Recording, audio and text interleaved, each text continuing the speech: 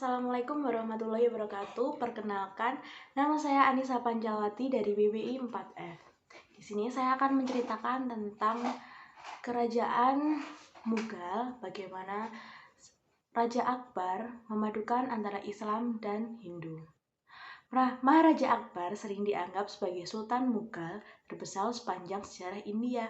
Menurut konsep sinkretisme agama dalam din ilahi, Maharaja Akbar murka saat mengetahui ada seorang Brahmana yang dihukum mati karena dituduh mencuri dan mencela Islam. Bagi raja terbesar dalam sejarah Kesultanan Mughal di India ini, apapun kesalahan pemuka ajaran Hindu itu, hukuman mati dirasa terlalu berat.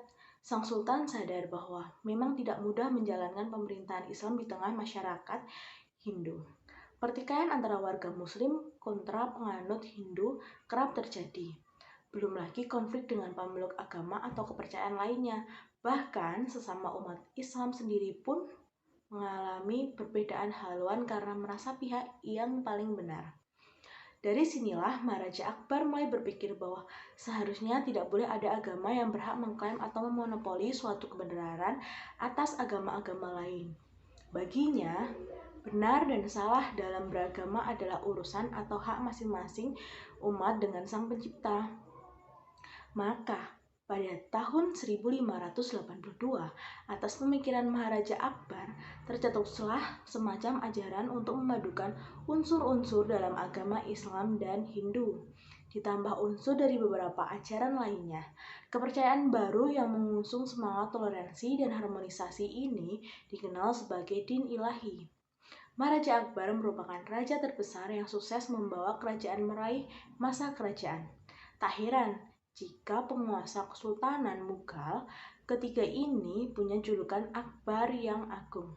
Seperti dikutip dari The Emperor's Writings Memoirs of Akbar the Great, karya Drake Collier.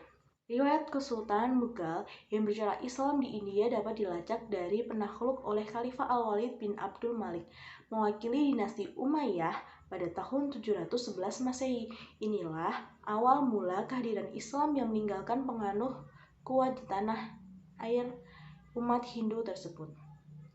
Setelah era Khalifah Al-Walid, wilayah India secara bergantian dikuasai dinasti-dinasti Islam, hingga akhirnya tiba masa Yahiruddin Muhammad alias Sultan Babur, pendiri Kesultanan Mughal di Agra, dekat dengan Delhi pada tahun 1526. Sultan Babur adalah kakek Jalaluddin Muhammad Akbar atau yang kelak bergelar Sultan Maharaja Akbar.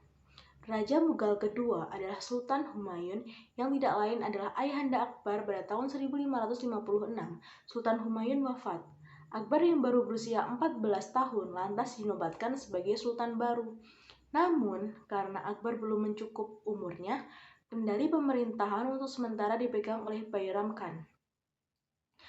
Menurut Conflict and Consequence in the Islamic World, a Historical Encyclopedia, suntingan Alexander Maccabeus, Bahram Khan adalah jenderal tertinggi angkatan perang Kesultanan Mughal yang juga orang kepercayaan Sultan Humayun, mendiang ayahanda Maharaja Akbar.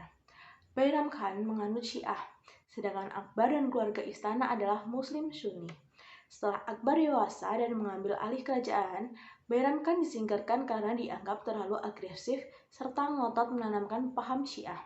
Maharaja Akbar membawa Kesultanan Mughal ke puncak kejayaan wilayah-wilayah taklukan Mughal yang tercapai berai sepeninggalnya Sultan Babur, dan situasi yang sempat mengalami serentakan konflik di masa pemerintahan Sultan Humayun dapat dipersatukan lagi dan diperbaiki oleh Sultan Akbar.